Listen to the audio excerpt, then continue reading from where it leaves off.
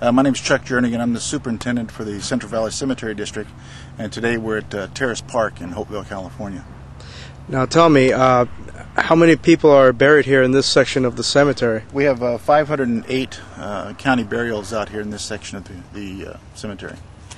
And how many is made up of citizens who have been identified? About 53% or 271 are burials that have names on them. 237 or 46% are unidentified bodies, John and Jane Does. And those would include unidentified migrant people who cross over? Yes, they would, and they would also include people in the county that have been unidentified at the time of death, and the public administrator takes over the burial arrangements for them.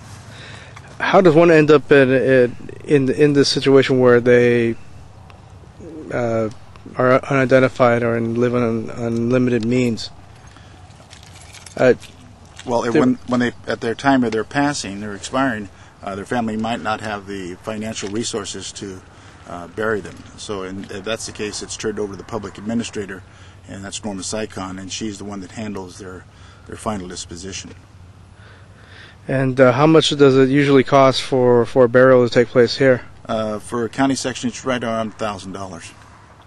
Right. And how big is this area here for? The county section is about probably an acre and a half.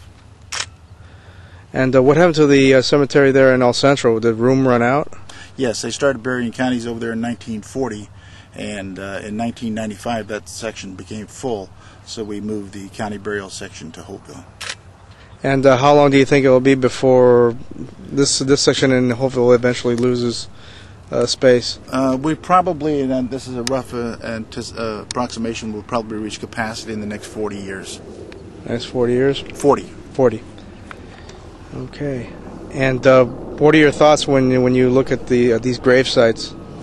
It's unfortunate, but it's final conclusion to a death. And as you can see, the grounds are well kept, and we try and do the best job we can with the resources that we have. It's unfortunate that people die in this kind of situations, but that's a fact of life.